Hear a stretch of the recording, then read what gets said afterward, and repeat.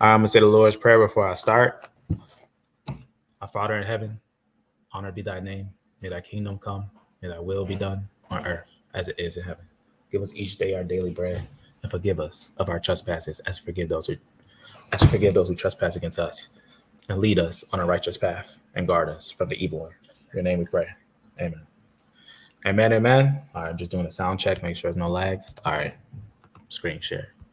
All right, I had to open up a few notes because this one is going to be kind of deep, and we're going to need a lot of different notes to go over this evidence, as this will be for understanding for what we're going to go into next, which is going to be establishing the Israelite kingdom.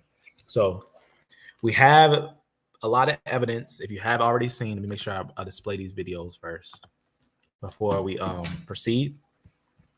We've been doing strictly real fast historical videos. So we've been doing strict historical videos. The ones I want to point out are on the playlist. We now are starting another playlist. It's going to be our breakdown playlist. It's going to be talking about the lines of different groups. We're going to be later on throwing out some academic evidence of the Jews in the Iron Age, and we're going to be mostly focusing on the Iron Age. So that's going to be what we're going to be mainly doing, is Iron Age focusing. So I should make a breakdown of Iron Age pretty much. But here is that playlist that I want to point out, as I'm having a quick lag, it seems. This looks like it's this page. Let me refresh this page because it just did what it wanted to do. I don't know what's going on there. You can just close that. Try that again. I don't know why that page was like that. Let that open up real fast. All right. Okay. So the main two videos will be on this playlist. Let me just click it real fast. So it's the last three, last two. So this one right here, where we did a live methodology on the evidence of when Abraham rises into the Hebrews, when they went down into Egypt and dwelled in the lands of Avaris. Then we did a little bit, like a little skip into the time of David, talked about the time of David and their interactions with the Ammonites and Syrians and pretty much the Arameans that were over there. So that was what this was.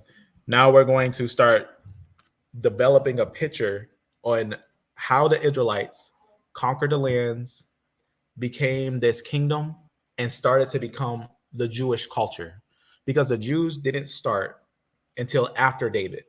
So that's going to be important. So the title Jew is actually a resident of Jerusalem. So that's very important to understand where that name came from. We'll do a deeper study into the etymology of that, the linguistics and certain things of that, of the names and stuff and the evidence. But today we're going to be doing a final piece on our paint. So we're going to be finishing this paint that we're doing. Some big questions on these things, and I don't want to fly through it too fast before we move to what are Jews. Because when we start looking at Jews, we got to also remember that not all of Israel was Jews, right? So we're gonna make sure we understand that when we verify this. So, all right. So the first things first, I'm going to put on this top row. Now, I'm just gonna, like I said before, be blunt on what our results actually show. If you already seen a lot of different videos, you already seen which haplogroup we believe is the Israelites, is E1B1A1, right? There are no Neolithic, Paleolithic, or Mesolithic finds of them. They pop up after the Neolithic time in Eurasia, and they go down into Africa in the Bronze Age. Those are the Israelites. They start to develop to a culture around the areas of Egypt. That's where we find them, right? E1B1A. They start off in Egypt, and they start to develop mostly in the Levantan area until they become a massive culture. But just like we had touched on previously, there's going to be some other groups that are going to be mingled and tied with the Israelites. Now we first got to know who are the Israelites, right? That's what we were mainly focused on who were those Semitic bloodline groups. But now we got to look at the tribal clan groups. We got to look at the tribal groups and get a little understanding of those things. So that's what we're going to be doing today. So first things first, let me actually put those groups up there. So right off the top, I'm going to put the 3 lineages that I believe are going to be right from Abraham. And the reason why, scroll down here, as we had talked about before, after Abraham, he's going to have a family. So remember, Terah is going to be one man who's going to have Abraham. Abraham is going to get with his woman. He's going to also get with another woman, but he also gets with another woman. This causes 3 lineages. This is going to cause 3 different families.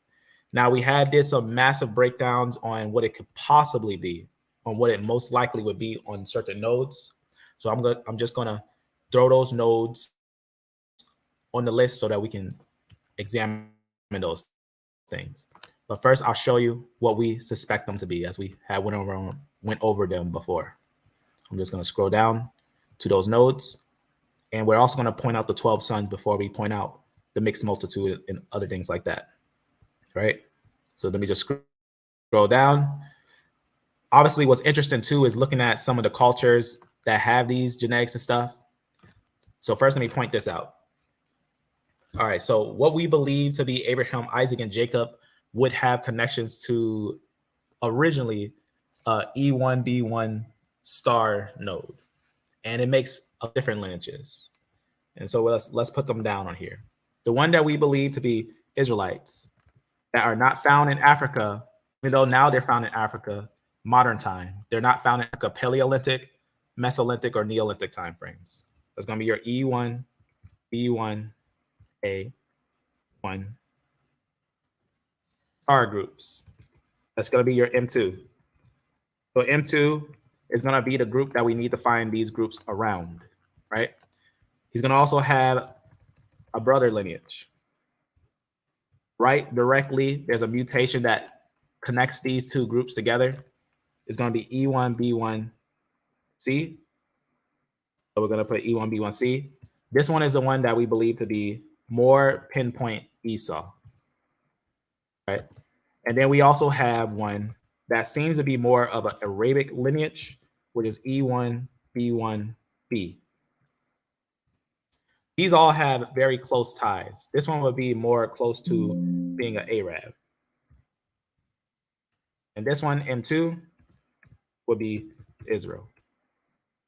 Just to make that clear for these ones up here. I'm going to move this over here. And I'm going to put right here on the side, mix. That's just going to be on the side for now. I'm going to put some lines here. So Israel will have this red line. We'll have Esau. Actually, let's have Israel have this purple line. Let's just have Israel have this purple line.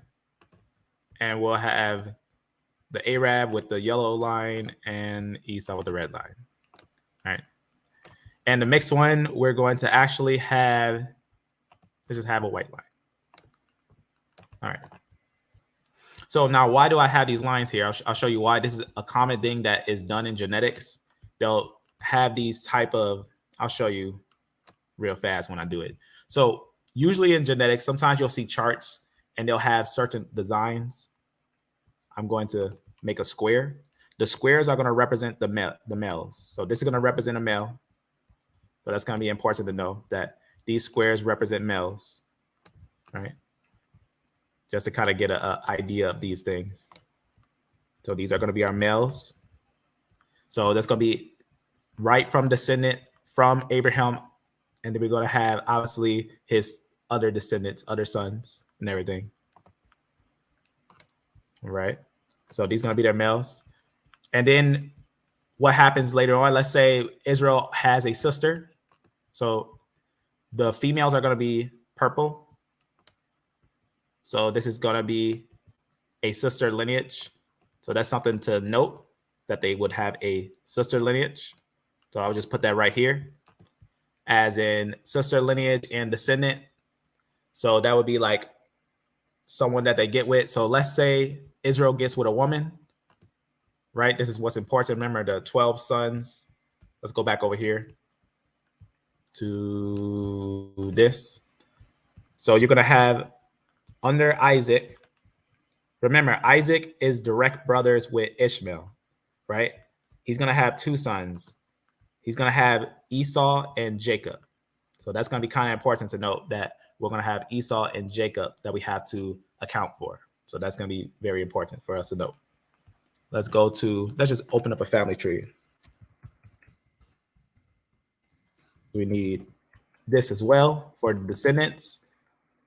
There's usually a lot of these, so we just need the 12 tribes. Let's just say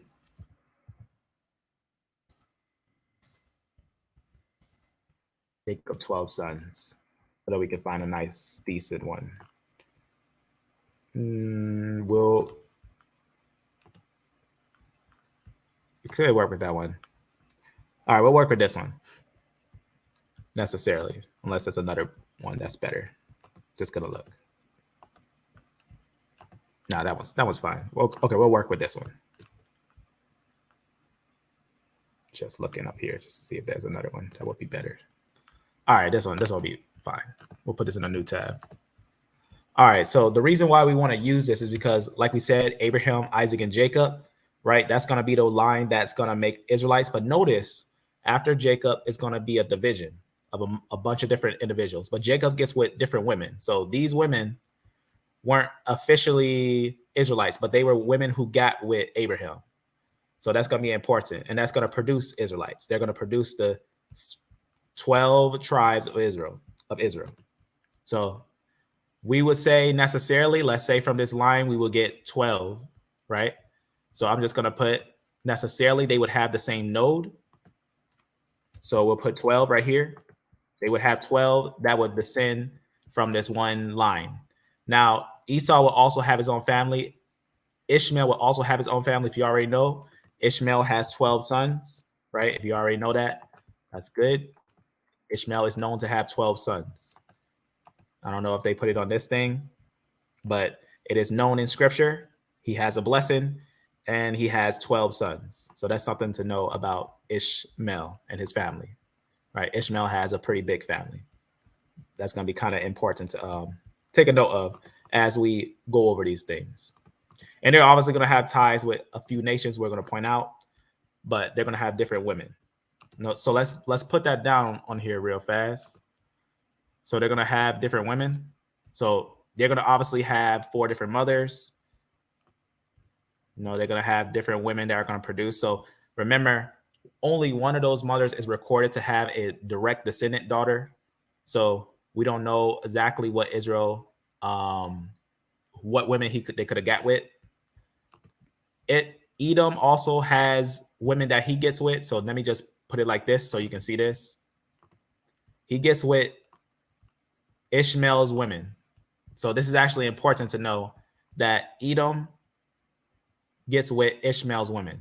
So this is going to be something that's important to note, that the Arabic lineages of Ishmael, the Midianites that fuse together too. So Arab is going to count for, like, you can say some maybe later Jotanites or Midianites or Ishmaelites, stuff like that. Arabs necessarily. That's what we found to be this line. And Ishmael got with some of their women. Now, Ishmael also got with some of the later mixed women, right? So we got to note that he does get with like Canaanitish women and Hittites and Hivites, so Hurrians and Indo-European Hittites and stuff. So that's gonna tie into Ishmael. So his descendants, I'm gonna put a line here, right from the earliest times, his descendants are gonna get a mix. So we're gonna put that down. When Ishmael's lines go through, all his lines are gonna have ties with all these. So you can see right here, he's gonna have ties with these ones, and he's gonna have ties with these ones. So that's gonna be very important for us to know. So that's going to be important to know that Ishmael is going to also have daughters, but he himself is going to get with others. Israel is known that Judah and a couple different other ones, right? Even in the Judges, right? Samson, he tries to get with the Philistines and stuff like that. We know that they get with some of the strangers of the land. So they get with some of the strangers of the land. That's something that's important to know, that happens. That's going to be some of the female lines. So they're going to have that mixture. So they're going to have daughters that are going to also have that mixture. Now, what's also interesting is during the Exodus, strangers get with the women of Israel. So strangers get with the women of Israel. And that's going to be important to note throughout the scripture. So we're going to have some intermixing that's going to be happening in the lands of, how you say, Egypt. So this is what we're seeing at the maximum of many of these ties. Ishmael obviously is going to get with a lot of different women. We don't know exactly which ones he 100% gets with. There's a couple different ideas, right? Since we know that Edom had ties with Ishmaelite women, there's a high chance that Ishmael can get with women of Esau. He can also easily get with women of Israel, no doubt. And obviously he would have got with the strangers. There's no doubt about that. So they would have got a very interesting intermixing that would happen in that time to get a good understanding of that.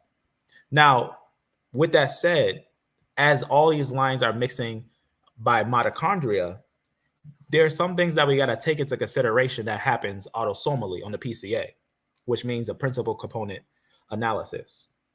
That means that within these lines, these major groups here, we're going to get some interesting genetic ties before we get the law, before the law starts to come in and start to establish who is going to be with who. So if we put some of these lines after their mixture, so remember these boxes count for the men and count for a summary of the men, for idea of them. We can see right here for these ones, right? And just to kind of read for some, because it may not be known about Esau's mix, what Esau had did, but I'll point that out real fast on some of these scriptures.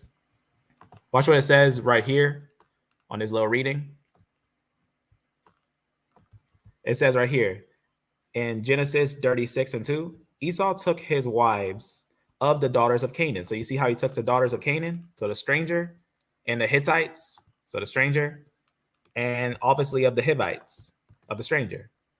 And what else we know in some other places of the scripture, he got with the women of Ishmael. So that's something also that we know as well about what happened with Edom. So that's just something that, just to get a little highlight of some of those things of what we've been saying. But make sure I go back down to that little picture that we had earlier so that we can get a good understanding on these families. So Israel would have obviously 12 descendants. They would have a blood tie. All these would have early blood ties. But something's going to happen after the Exodus. So just to kind of summarize that. So here, some of the sons, not all the sons, but some of the sons. So I'm going to just put 3 here so that we can get a little summary. So this is going to be a representation of some of the sons. Let's just put 4, in fact. All right. And let's put maybe 2 here. And just that one there. And we'll actually change this one over here, just to make it understood. All right. So what we got to remember is, since this one had got with some of the women of Israel, we know that by that happening, this one right here will bring forth an admixture to one of the men that will be around the mixed multitude that comes out of Exodus. What they get is what's called an admixture. So they're going to get an admixture in them. Not all of them, but some of them, the ones that mix, are going to have an admixture. So some didn't mix, some did mix. And some of these did mix with some of the strangers. But also some of the Israelites, obviously, they had a, what's the word I'm looking for? They would come together. So very close relatives will still come together at that time because there was no law yet. There was no law to stop those things happening. But that was what was happening, is that a lot of fairly related Israelites would get together. But some of them did mix with others. So some of them did mix with some of these other ones. Now, I'm not going to entertain yet, did they mix with Edom or Ishmaelites? There's a couple different scriptures that would highlight some of those things, but I'm going to leave that alone for now. So right now, we already know that these two would have intermixed, without a doubt. These two would have had early mixes. So let's say some of their descendants had some mixes. No doubt, the ones that would have the mix would be very early on. So this one would have a Gentile mix. This one right here, most likely, we'll just say it can have an easy Israel, and it can have an easy Edomite mix. So that's something that we would know, indeed, that would happen. Obviously, we got to know that Edom had mixed with some of the strangers. So Edom definitely mixed with the strangers. So he would have an admixture as well. These ones would have an admixture from the strangers. You also have Israel over here that we don't, like I said, just to get understanding, they went into Egypt. So most of them were mixing with strangers. That's mostly what they would most likely mix with. But some of them, as Israel would do, they would sometimes mix with their own. So they could have that very interesting admixture of their own admixture. But some of them would have a mixture of, obviously, the strangers.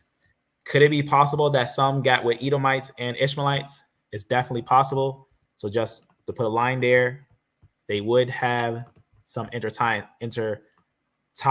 with that. So some, a very rare few, may have that intermixing. But this will be most likely what we will see throughout the Israelite lines, and also of different individuals of nations. Let me put this right here like this. All right. Now, obviously, the stranger too can obviously mix with these ones too. So let me actually put one more square there, as it's probably good to illustrate that. Let me make that more of a rectangle. So this one could easily, without a doubt, just by the ties of being tied with also Israel around the area, this one could have had mixed with Edomites as well. And they could have mixed with some Arabians, no doubt. So you can obviously see how fast things can mix up in that time. Now, these are all men. Their Y chromosome hasn't changed. That's important. Their Y chromosome hasn't changed. Even though these mix with females, they haven't become Israelites yet. They haven't become Israelites because not yet has the law came and said these ones who are like this would be Israelites, but they would be in a way cousins. So there would be some cousin ties that we're going to have to start looking at. What I mean by cousin ties that we're going to have to start looking at. Let me just see if I can open up another paint tool, because we're going to need to look at this. So one more paint tool real fast. I'm going to draw a line right here. And I'm going to put what would be the line that we would expect to be the Israelites. And I'm going to show you something of the ties. So let's say our direct idea of what would be a pinpoint Israelite would necessarily be, let's say, B1, B1, A1 star, or let's just leave it like this for now. And let's do plus its mtDNA line. So we'll just put mtDNA, whatever it is, right? We'll just put mtDNA.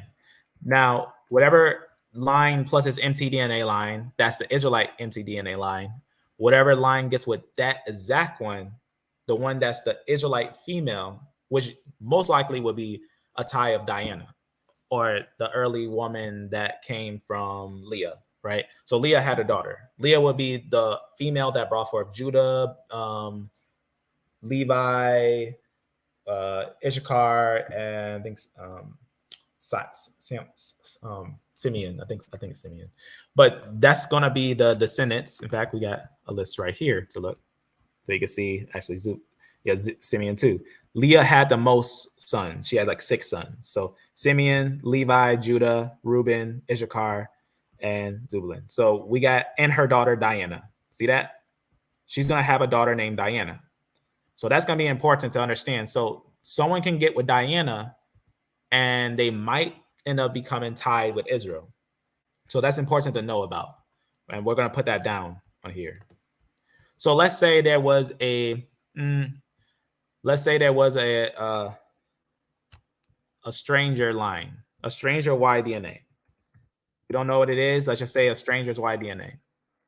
So what we're gonna do is actually put an understanding for these things real fast on how that would work real fast on here, and how these lines again will become cousins.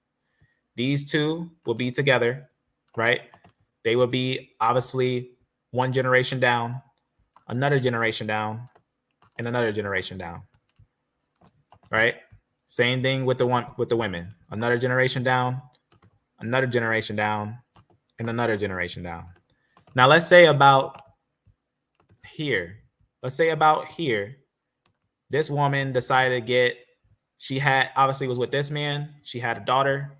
Let's say she had a daughter, right? A direct descendant, a direct daughter, and she gets with a stranger.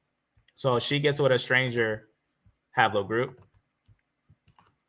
right here. Now, remember, the grandmother, this is the grandmother. The grandmother is right here. So she's going to actually be the grandmother of their descendant. So you can see what will happen.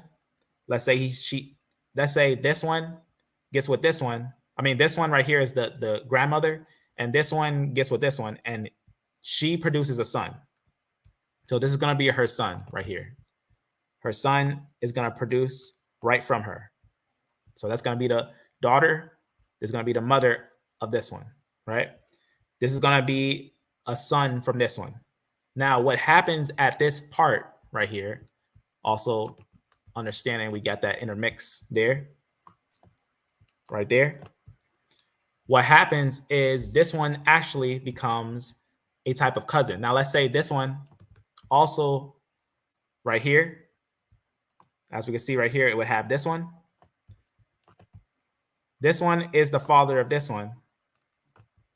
And this one is the father of this one, right?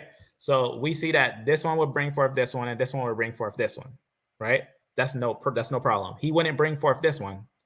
But because this one, a stranger, tied in with the woman, the son is now a cousin. He is a cousin. This one right here is a cousin of this one. So now they're related by blood through their cousin line, which is their mother. So their mother is making them a cousin. So you see how that's all chained together like that.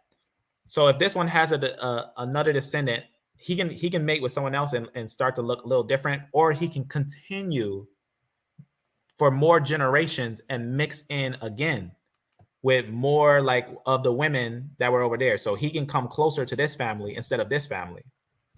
And by coming closer to this family over here, let's say he gets with, let's say, for example, he gets with another woman that's over there, right?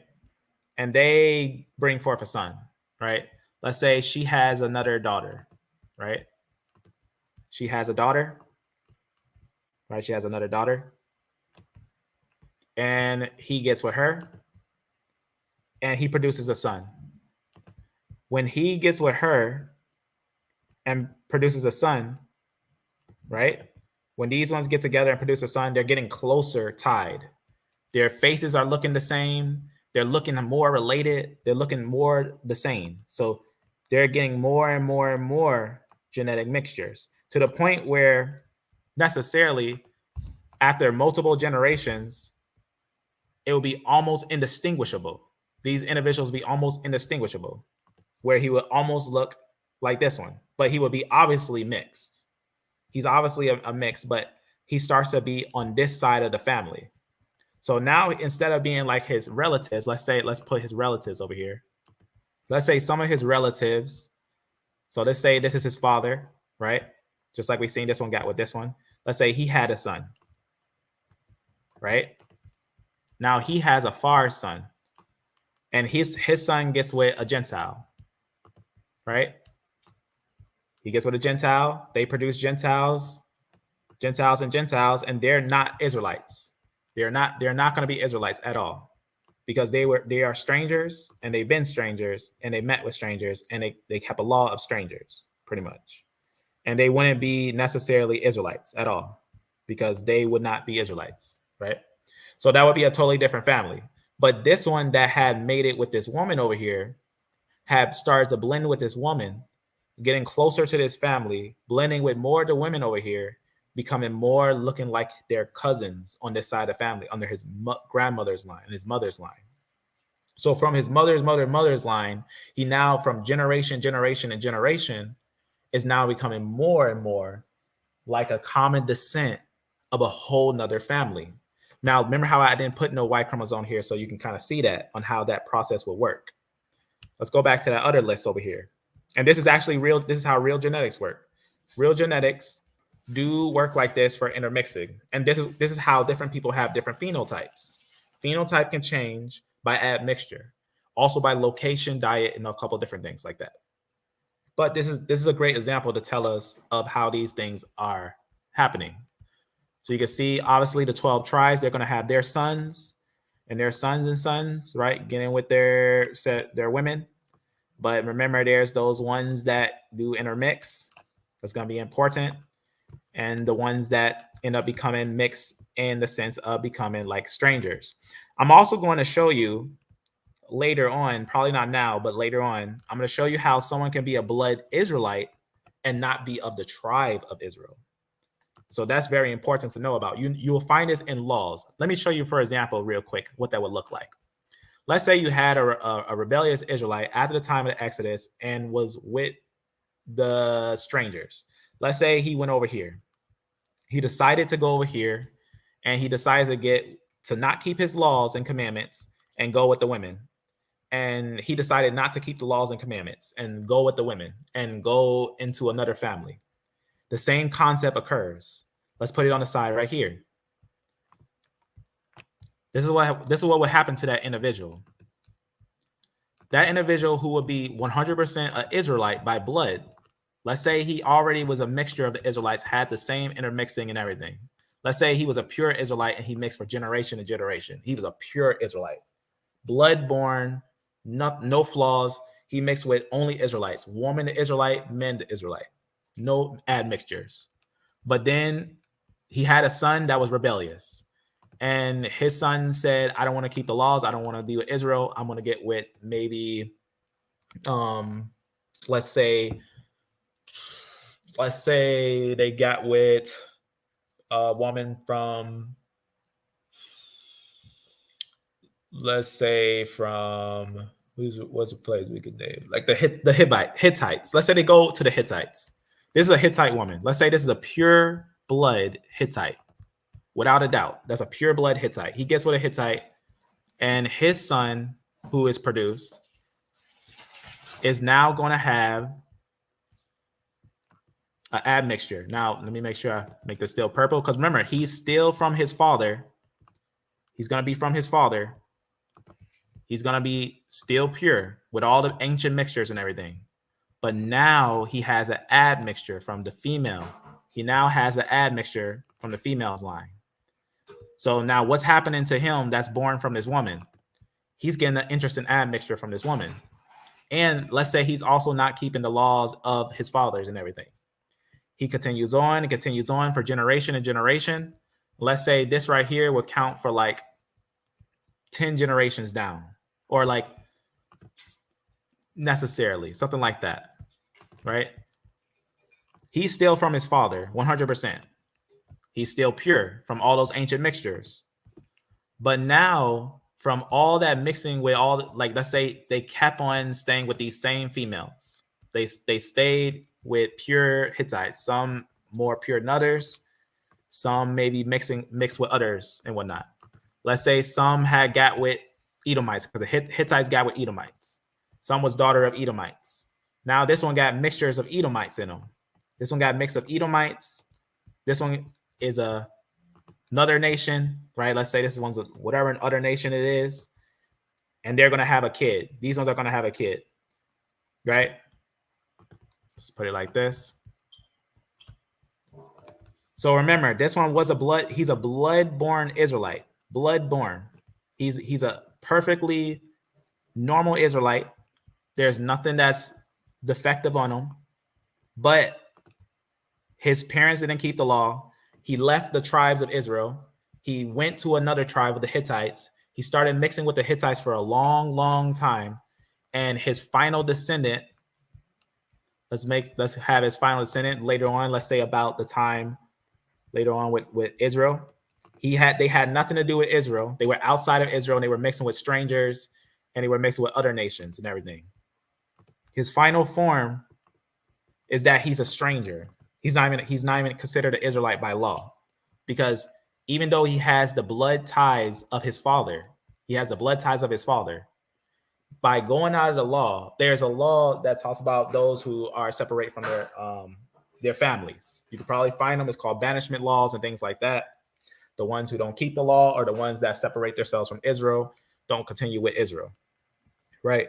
So this one would actually be, you can see he'll be much more mixed. So let's say now he's so mixed that he's indistinguishable from these ones. And this one, all of a sudden, he skips over Israel, and he goes to his family line right here. Let's say he counts his mother as that mother that he has. Let's say she's like a totally different color than these ones. She's totally different style. They look like these. He comes over here, right? He comes right over here to his family line, and he starts continuing in mixing with these. Now, which one of these from this one that will also be under the law of Israel, as we would get other scriptures that would talk about which ones will be combined and everything, like when you see the law of Edom and the Egyptian, versus this one over here from a whole nother world, in a whole nother world, that would be almost indistinguishable from these ones. So he's over here and indistinguishable. And let's say he has multiple sons that dwell with these ones, right? Multiple of them, multiple different sons that produce and increase in a whole nother world. And they deny Israel. They say they're not Israel, and they're now going into wherever they want.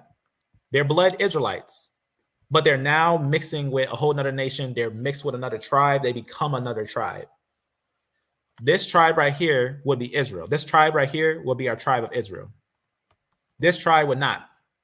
This tribe, no matter what, even if they're blood ties, because they under the laws of Israel, or did not follow with the laws of Israel, or don't count themselves as Israel, though they're blood of Israel, they wouldn't necessarily be seen as Israel. So that's very important to understand, in the sense of understanding. So these ones, again, a pure Israelite mixing with the strangers, continuing as his son would be admixed, mixing with more strangers, continuing and mixing into the point where he looks almost indistinguishable from strangers. But he still has a father line that would be necessarily from his father. Now, obviously, he can mixing and getting back in and everything, get an admixture, right? This one right here, if he wanted to come back to Israel, right, and they knew that he was a relative of them and everything, that would still be a high chance for him to return in the ancient time, right? And he can easily get an admixture of Israel again and start over and build back. But let's say he didn't, right? He just went to the Hittites and became a Hittite. And though he's a blood Israelite, he's mixing with the Hittites and is calling himself a Hittite. He follows after the Hittite laws. He keeps after the Hittite commandments. He fights in the wars against Israel as a Hittite. He is now a Hittite. He is not an Israelite. So that's important in tribal agreements. They would not see him as an Israelite, even if he was 100% a blood descendant, as in from the father. Because of the tribal ways, he wouldn't be considered Israel. There it goes. So this is going to be very important for noting these things. Very, very important for noting these things. So you can kind of get an idea of this. Let's go back over here. So real fast. So at this point right here, we will count this area right here, the Exodus. So I'm going to put on this part,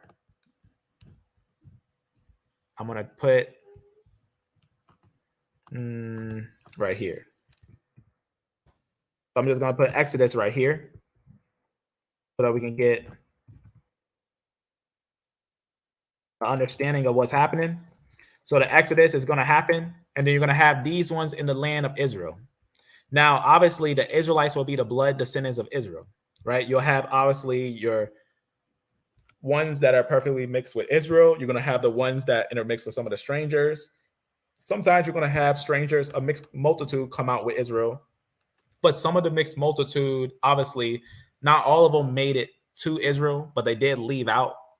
We know that during the time of Joshua, remember it said the sons that were over 21 could not go into the land of Israel. So they don't enter into the land of Israel until like after the Bronze Age, into the Iron Age. That's when Israel enters into the Levant in the Iron Age. So that's important to understand. When they're doing the when they're destroying places and everything, they're not yet settling down. It takes a little bit before they actually start to settle down. So the time of Joshua, late Joshua, is where we're going to get all these different descendants of individuals settling down. All right, goes there. All right. So this is just a good understanding. So that mix right there is going to be whatever add mix that is. But we're going to get, obviously, those descendants of Israel, Esau, some of the Arabians, and maybe some Egyptians, some mixed companies that will be mixing with the Israelites.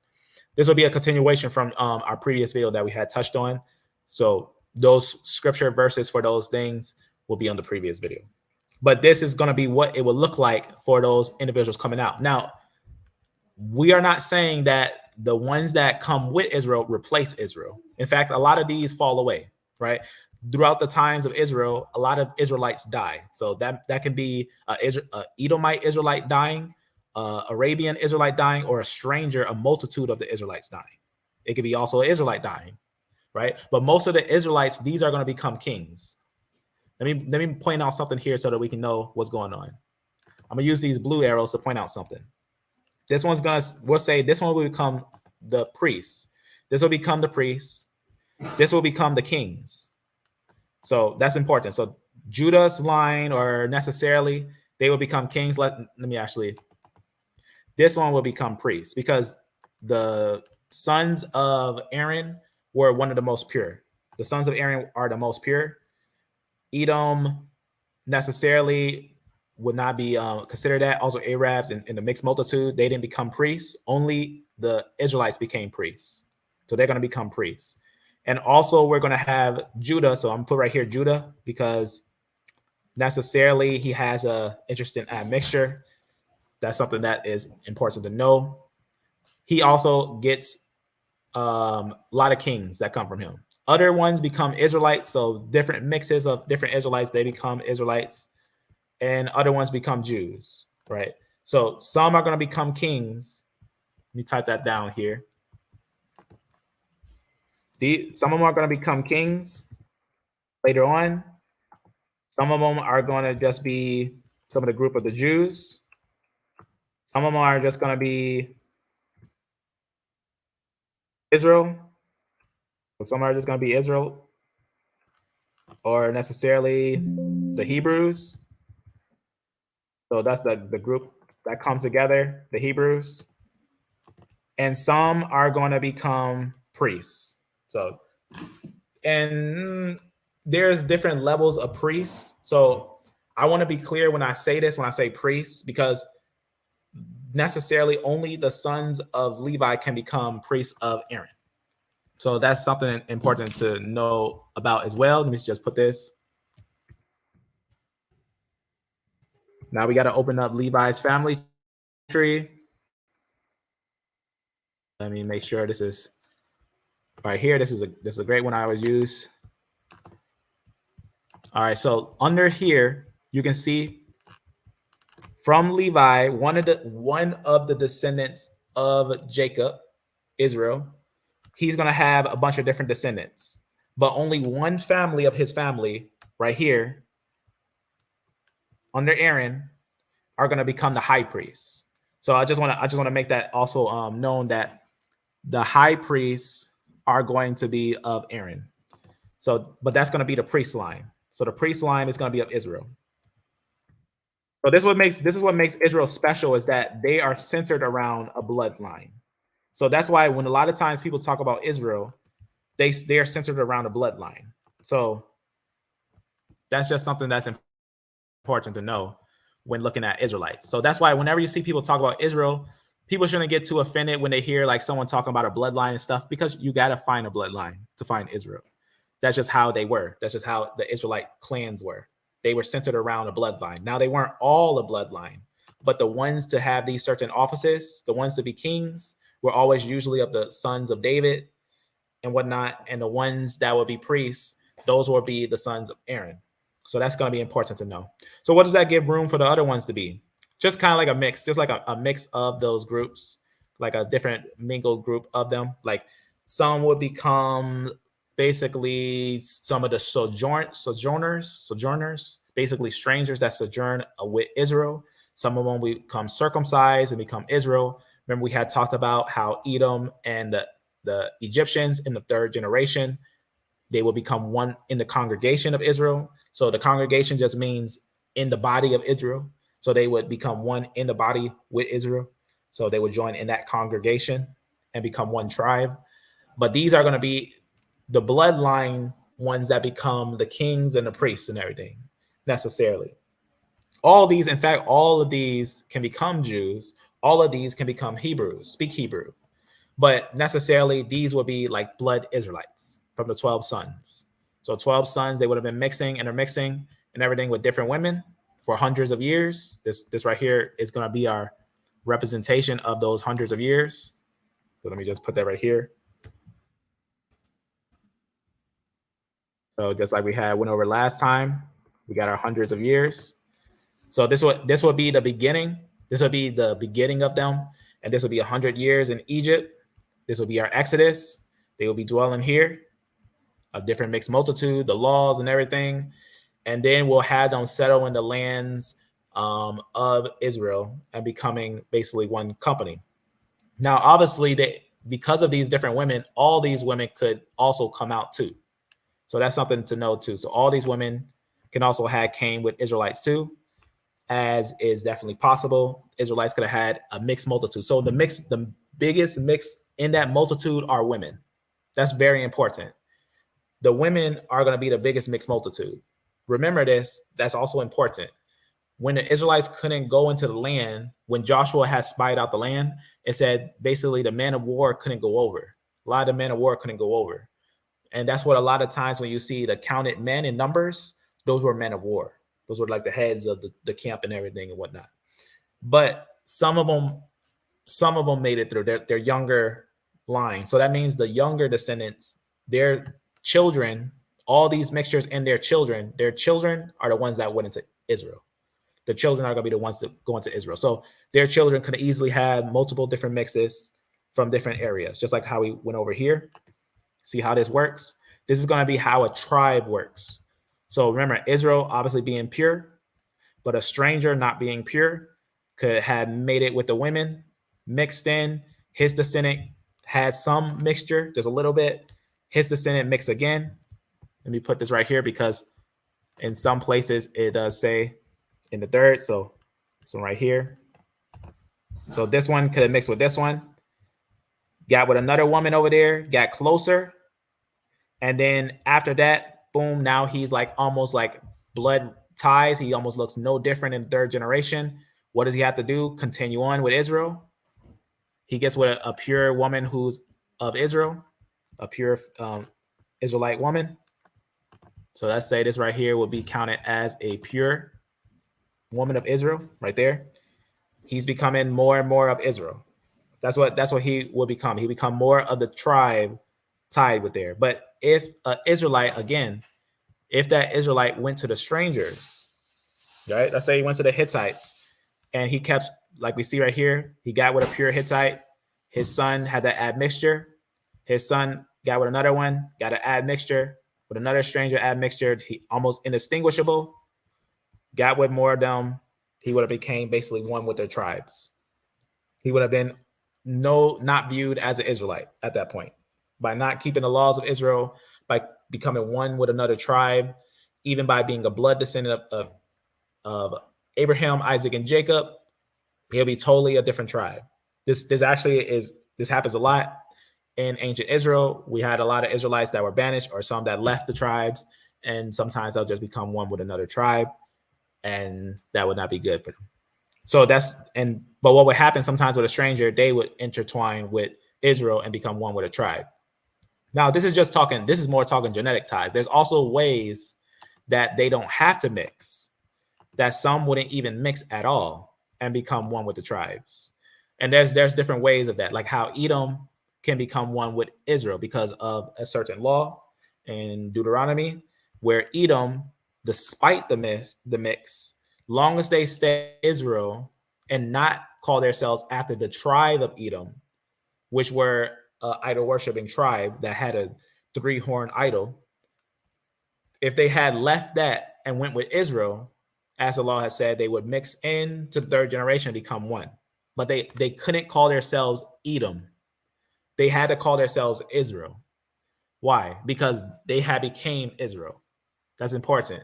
So they couldn't call themselves Edom. Just like how anyone who would be with them, anyone who would be one with them, they couldn't anymore be called Israel. I mean, called whatever tribe they were. They can be called strangers. One can call them a stranger, but they would no longer be called after their previous tribe. Their previous tribe would be obsolete at that point, because in the time of the Bronze Age, this is how tribal agreements worked. It was very common.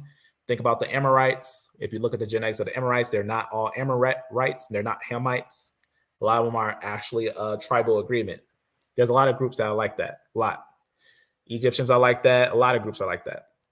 So this is going to be an example of the Israelite groups that still have pure Israelites, right? Still pure blood Israelites that are there. But because of certain tribal agreements, they would have certain ties with certain females and certain men that would end up leaving with them in the time of the Exodus. So in the time of the Exodus, whoever left in the time of the Exodus, all leaving together, hating the areas of Egypt, wanting to get out of there, leaving with the Israelites, these would have had been baptized, crossing the sea, became one body. And when the law came, that's when they all had to agree, right? That's when they came together, even the mixed multitudes, and said, now it's time to agree to this agreement, right? And then later on, they will become their own groups, their own groupings. But no stranger, none, in any time can become a priest. And almost never was a stranger a king of the Israelites, because also there's a law that said you couldn't make a stranger a king. You couldn't make a stranger a king in the lands of Israel by law.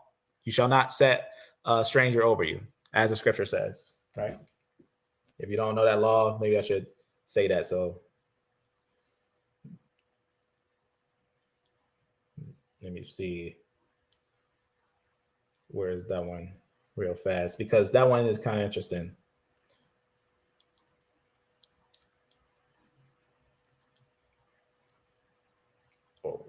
Just to make sure real fast. I think is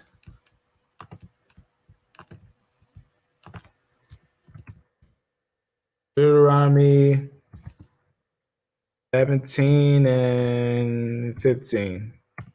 Just to show you that law, because I don't like to just say stuff without sources or information. I want you to know that we're not just talking. Everything is backed up by facts. As you can see right here, be sure to appoint over you a king the Lord God choose, right? He must what? He must be from among your fellow Israelites. Do not place a foreigner Do not place a foreigner over you, one who is not an Israelite. You see what he's saying there? So that's how we know that the kings had to be one of Israelites. So let's go back over here. So never was a stranger a king. So that's important. A stranger was not a king over the Israelites. Only kings over Israelites were of Israel. So these would be like obviously under Israel. So Israel will always be the head of the tribe. Always. They're the priests of the tribe. They're the head Jews of the tribe. They're the Hebrews. They're the kings. Everyone else is kind of like a second class. And they're like a stranger. A second class doesn't mean that they get more abused or anything like that. They are not able to become kings. They are not able to become priests. A king also can't become a priest, and a priest can't become a king. Those are also important things as well, right? And all these couldn't just switch places. They all have their own set bounds, But I wanted to show you that is literally in the law. That is literally a real scripture in the law, just so you can know that we're not just saying some stuff, right?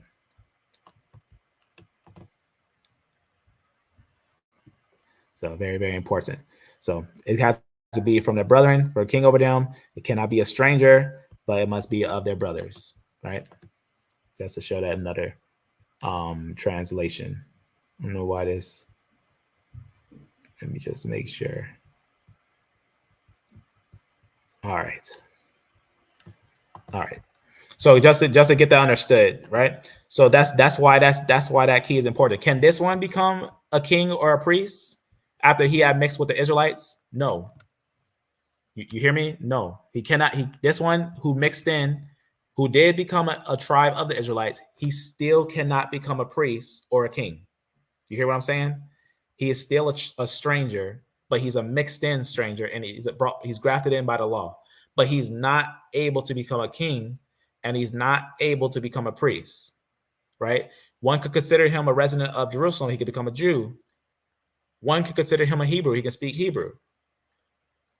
But he won't necessarily be a blood Israelite, though he has blood of Israelites, but he wouldn't be necessarily from the father directly by that way. So that's important. That's important to know. He would be grafted in. He would be bound with the law, where it say Edomite become one, the Egyptian become one.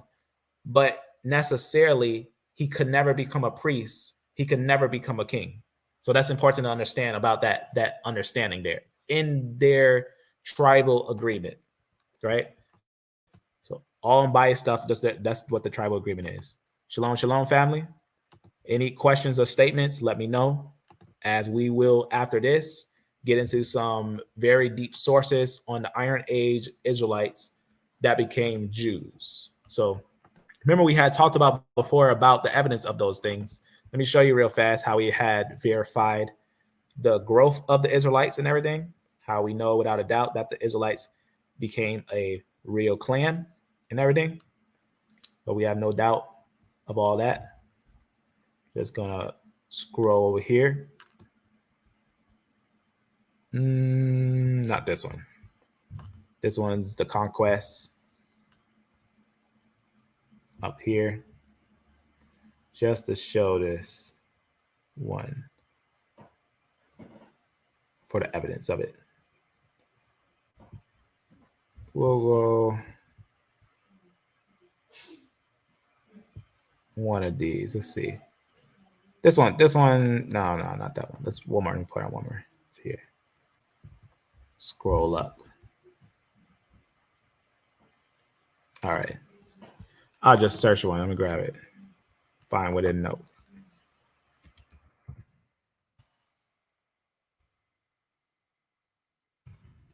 All right. Okay. I think this one's a nice one right here. Let me just read from this, because this is a piece of evidence where we had left off at, but I'm going to build off of this where we had left off at. As it says, expanding borders, right? The development of Jerusalem in the Iron Age. So this is going to be where we had looked at real, actual papers on how that land looked and everything. But what was interesting about what it said was this, where it talks about some of the lands, obviously Lachish and other places, in small towns and everything, that talks about their obviously buildings and houses and everything.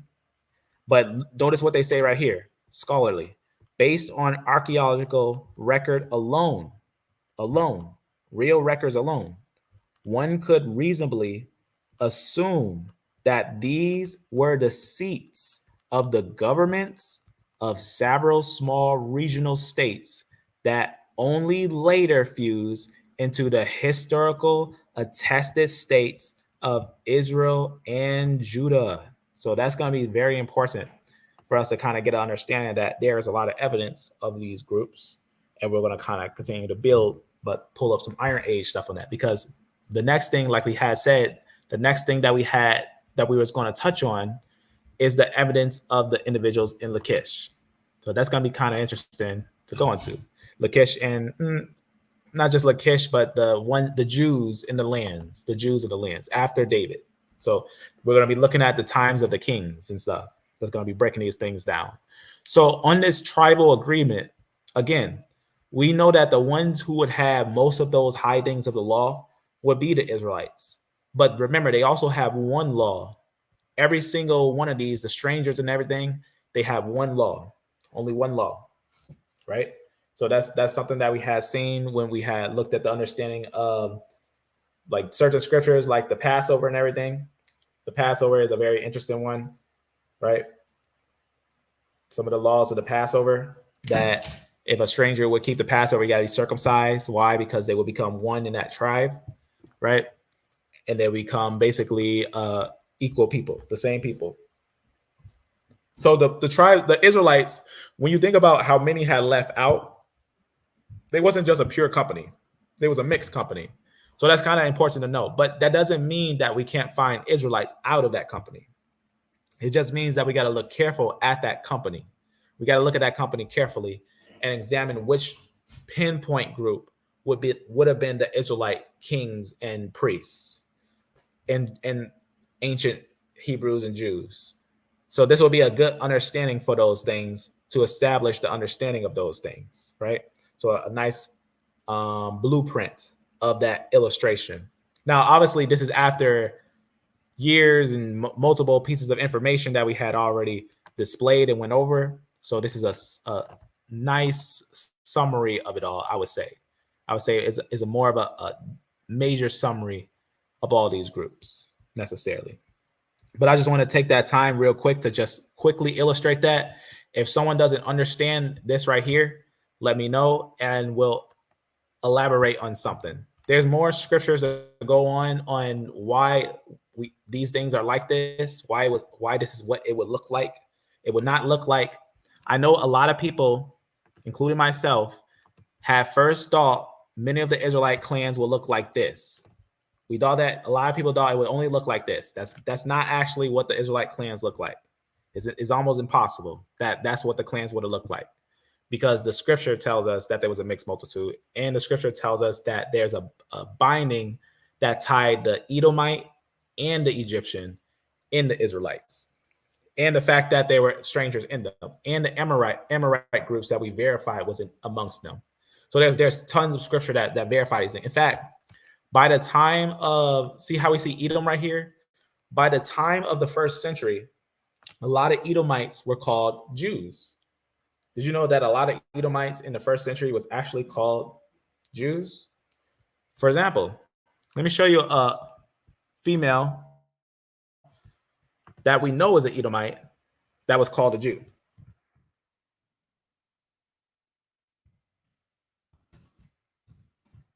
Right here. Let's just click one of these. All right, so this one is a classic one. This is going to be a woman who would be necessarily with Edom. Let me just click maybe this one just to kind of get a highlight of it. I don't know how you say her name exactly, Drusilla, right? So Drusilla obviously was born of Herod. So Herod is an Edomite. So it should not be too difficult to know that this one is a Edomite.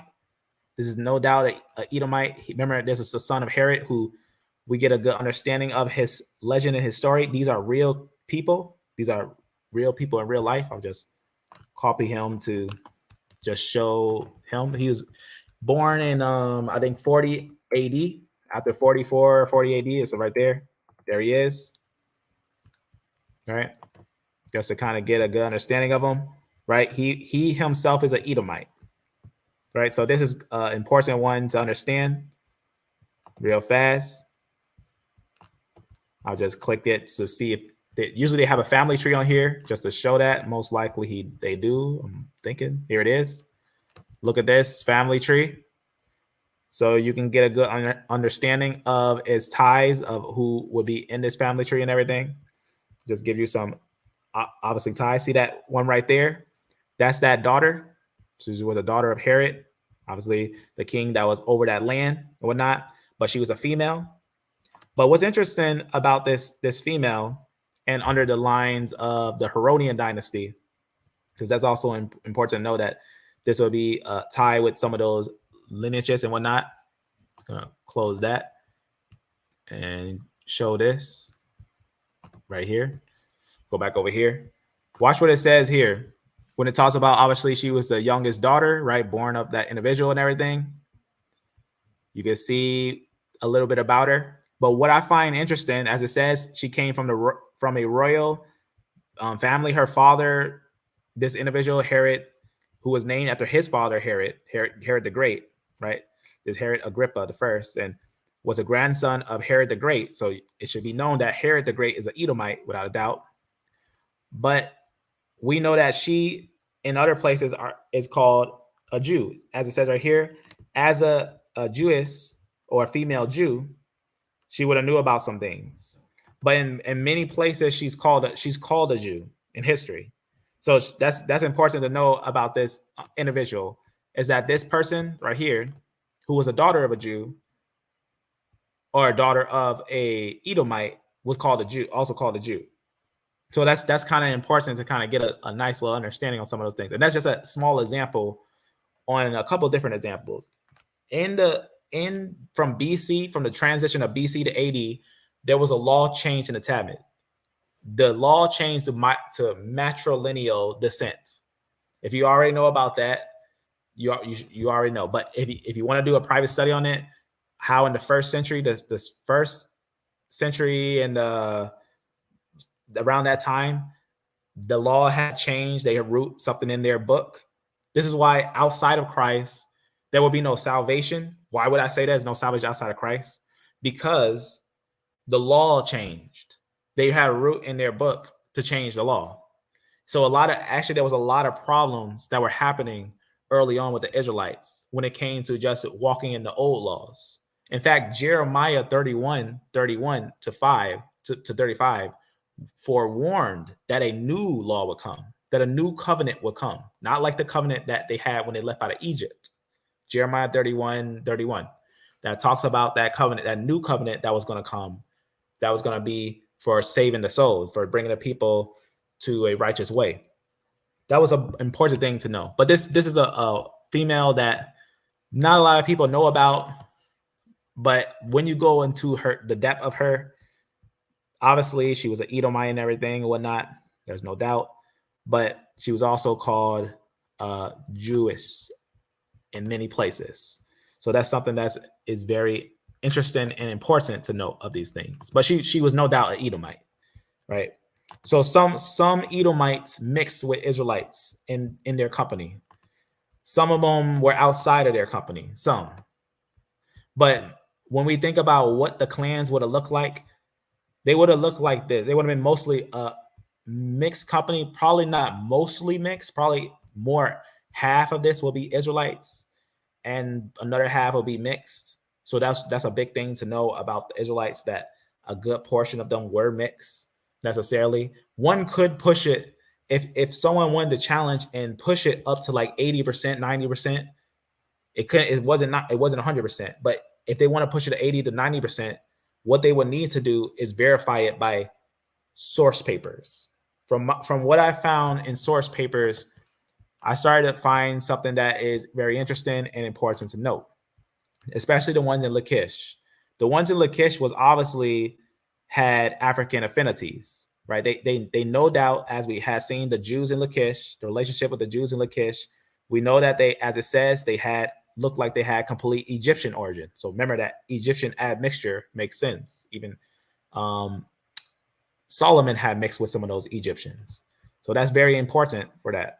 But admixture that almost no one would expect that would be in them, which seems to be on their males line. It seems that when they had looked at the ones in Lachish, obviously they maintained a strong Egyptian and Phoenician affinity, but they also had mixes with Europeans and North African affinities secondarily. So that means like they secondarily means like some of the groups in Lachish seemed like they had European haplogroups. They had some European haplogroups. They had some North African haplogroups. They had Egyptian haplogroups and they had Phoenician haplogroups. So it looks like obviously the Israelites were mixing. And we know the Israelites were mixing after the Exodus. So the Israelites were mixing before the Exodus, but we know without a doubt they were mixing after the Exodus, because we got multiple examples of Israelites mixing in a time before the Exodus. We even got that confirmed by the time of Ezra, that he says that they were totally mixed with almost every nation around that area. So they was mixing with the nations in that area. That's something that's important to know for these groups. But this is going to be academic papers of these. Now, if someone wants to find a paper where it says they're completely only one haplogroup, be my guest. Be my guest, and that's a challenge to show a paper of a Bronze Age or Iron Age culture of Israelites dwelling in the lands of Israel and would only be one haplogroup. That's not what we see. They had an intermixing happening there, but we have to break down those intermixes so that we're not just saying, oh, they're intermixed, we can't find out who they are at all. That's not what we're saying. But we're saying if they had a European admixture in Lachish and a North African admixture, it makes sense. It does make perfect sense, especially when you look at later Israelites. Later Israelite and Israelite groups have an intermixing. For example, let's say you yourself have E1B1A. Go and test some of your cousins on your mother's side. I bet you'll start finding some cousins with different Y haplogroups. And the reason why is because that intermixing. You'll see that even if you wasn't E1B1A. Look at your cousins on your mother's side. If you ever had a chance to look at haplogroups from your cousins on your mother's side, you'll start learning that some of your cousins might not share the same Y chromosome as you, but they're still your cousins. So you may have family where you go and visit and they're your cousins. You may have a close relationship with them. Even sometimes you may have some family like that. You may have some brothers that don't have the same father with you, and yet you guys have the same mother or something, and you're close or something like that. It can be things like that happens all the time throughout time frames, but we can still find out who is who, right? Still can find out who is who because, like I said, even on this illustration, this one did not change his Y chromosome. Though he went in a different tribe and became these cousins closer, he didn't change his Y chromosome. So he obviously, this one's mother, his grandmother would be different than this one's grandmother and this one's family and their tribe affiliations. But this one would be necessarily the father of this one. But this one is in another tribe, another tribal agreement. And this one over here will be the father of this one. But this one that would have been, like we said, with the Hittites is in another tribal agreement. So that's very important. We also see that in Ezra. Remember this in the book of Ezra. Ezra kicked out Israelite men who got with strange women. That's a real thing.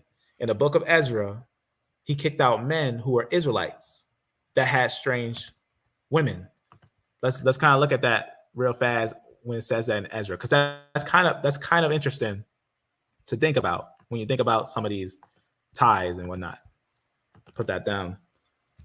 I think it's Ezra 10. Let's just go to Ezra 10. And let's go to that real fast to make that clear on what we're saying right there. Now, notice what happened with Ezra. Now, when Ezra had prayed, remember he was really upset because now remember they're all under the law at that time. This is ancient Israel under ancient laws and everything. But the Israelites weren't supposed to keep mixing with the nations. It says, now when these things were done, the princes came to me saying, the people of Israel and the priests and the priests and the Levites have not separated themselves from the people of the lands, doing according to their abominations, even the Canaanites, the Hittites, the Perizzites, the Jebusites, which are the Amorites, the Ammonites, the Moabites, the Egyptians, and some more of the Amorites. So that's important to know that they were definitely mixing with the people of the lands. And it says, and they have taken daughters of themselves, right? And for their sons, so daughters and sons, so that the holy seed have mingled themselves with the people of those lands. Yeah, the hand of the princes and the rulers has been chief in this trespass. So he's saying that the rulers were the main ones to do it. So the heads of the tribes. And most likely they probably did that to avoid some of the persecutions, to become one with the nation and kind of blend in, not be like their people and the suffering that they were suffering in the captivity, and say, no, I'm an Ammonite, I'm a Hittite, I'm not one of them, I'm this thing or that thing. Or they could have had just said they were Israelites, but had these things for that assurance. So this is actually really bad for Israel, because some of these groups were not supposed to ever mix with Israel, like the Ammonites and the Moabites, and many of the Hittites and Perizzites and Jebusites and Amorites and stuff. Some of the Egyptians had some of the Canaanites in a way, but not really. But most of these, no, not so. And really, God didn't want them to go back with the Egyptians. So that was very important. Only the ones that exit out, they became Israel later on. They became strangers amongst Israel. But they wasn't supposed to go back to the Egyptians and mate with pinpoint Egyptians who called themselves after Egypt, because they would have turned them to their abominations and made them worship idols, which they did, because they went with after those ones. So what happened with that? Basically, Ezra was upset, right? And then he made a commandment to what they was going to do. And this is basically what happened. So Ezra prayed and everything. He was really upset. He plucked out his beard and everything, and he called the people. So he got some of the people, and they said, indeed, we have trespassed against our God and have taken strange wives of the people of the land. Now, there is hope in Israel concerning this thing, right? Now, therefore, let us make a covenant with our God to put away all the wives and such as are born of them. So that was kind of heavy. They had to put away also the children that was born of those wives, if they wanted to consider themselves of Israel, because they want to end up worshiping idols with those ones, being more devoted to a strange God with those things. So he ended up making a proper, basically preparing the people to declare a thing, so a proclamation, pretty much. And he's saying what's going to happen to them. Watch what he says, that whoever, this is important. So you see back over here. So here's that Israelites that were mixing with Hittites, and over here, well, not. Watch what Ezra said about them. He says this about them, that whoever would not come within 3 days, according to the council of the princes and the elders, all his substance should be forfeited, and himself separated from the congregation of those that have been carried away. Now, remember, we had talked about just recently how it had a law that said in the 3rd generation, some of the Edomites and the Egyptians will become one in a generation, or one in the congregation of Israel. But notice right here, it's saying that some will separate from the congregation. So now that's important about that. So all the men of Judah, they came together, a lot of different ones, many of them who had taken strange wives and everything. They confessed to the Lord what they had did. They went out to idols and everything. They went to strange wives and whatnot. And then it mentions them by name on some parts. But it goes on and says right here, watch what it says right here with the full entirety. And this is what happened after the 3 days, and they came together at the time.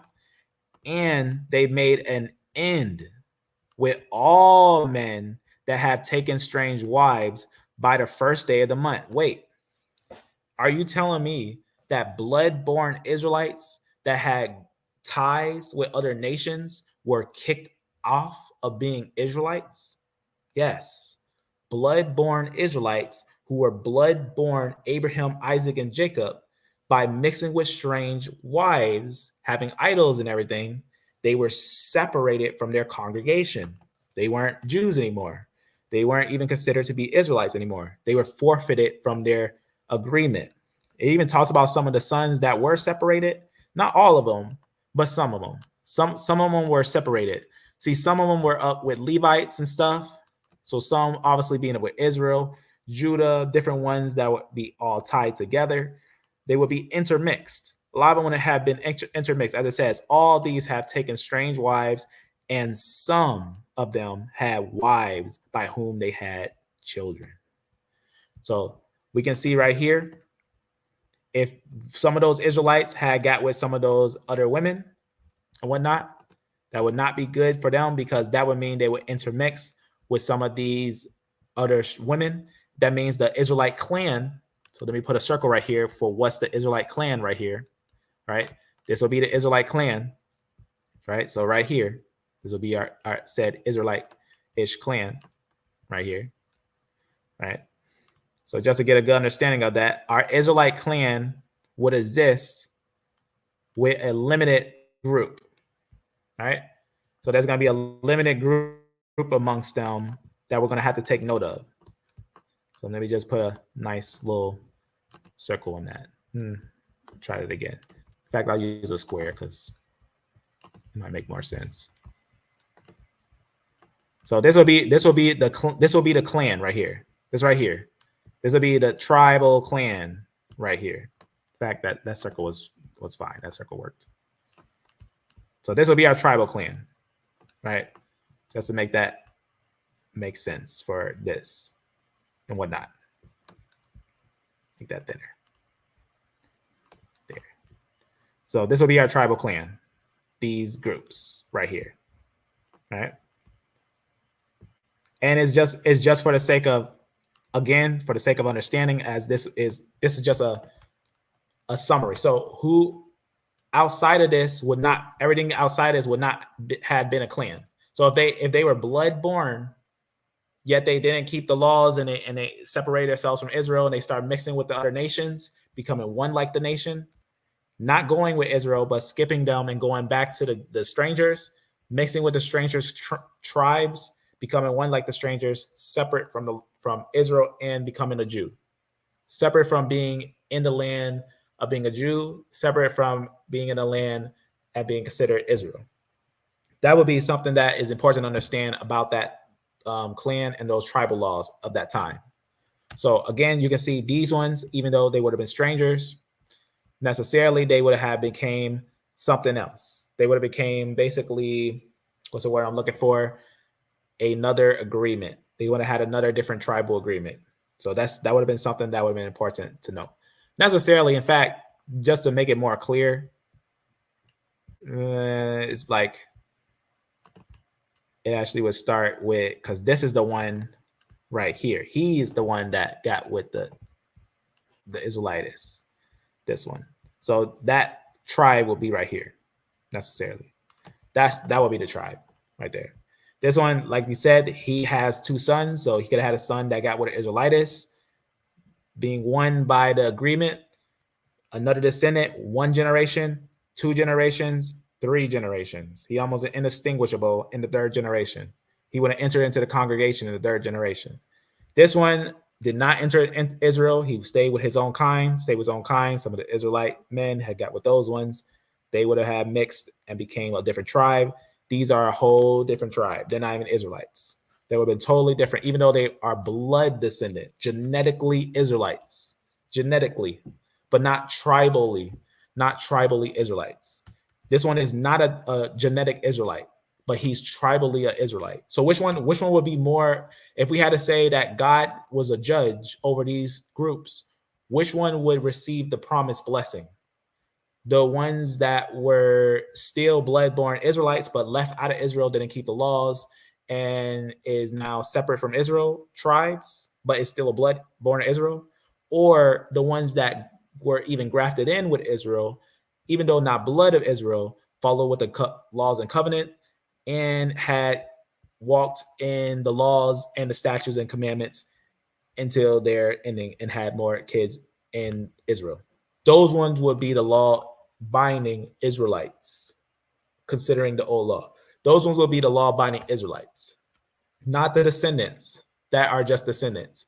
Because remember, from Abraham came also lines of Ishmael, which are still blood-born of Abraham's seed. And also Isaac had twins, Esau, which is still of the blood-born seed. So Esau and Ishmael and the sons of Keturah are literally from Abraham. They're truly from Abraham. They're blood-born seed. But the promise went to the seed of the woman of Israel. So first Sarah, then Rebecca, then, well, Rachel, and you're going to have Leah and her, then those ones after that. So remember, Abraham, Sarah, Isaac, and Rebecca, and then his son, Jacob, also, Esau. But Jacob will be the one who gets those 4 wives, who we see over here. So Jacob is going to get 4 wives. If you don't know that story, how he gets those wives, if you know it, you already know what happened. He didn't initially get with 4 wives, but he got with 1 wife, but he got tricked to get with Leah. And then they were having a competition with their handmaids, with their servants, where they were trying to have more kids. And that's where we have Dan and Naphtali, and also Gad and Asher from their handmaids. But Rachel would have Joseph and Benjamin, while Leah would have the other 6. And also a daughter. She's the only one that had a daughter. So that's very important for the mitochondria passing on. And that's very important for that. So that's very, very, very key for understanding the Israelite culture. That first promise went to not just Abraham, to Isaac and his brother Ishmael, because it wasn't just the promise to Abraham, but to his descendant. And not just to Isaac and his brother, or to Ishmael, to Esau, but it was also to Isaac and his descendant, as in kind of also Rebecca and her son. And Jacob was the one who received the promise of the elder son.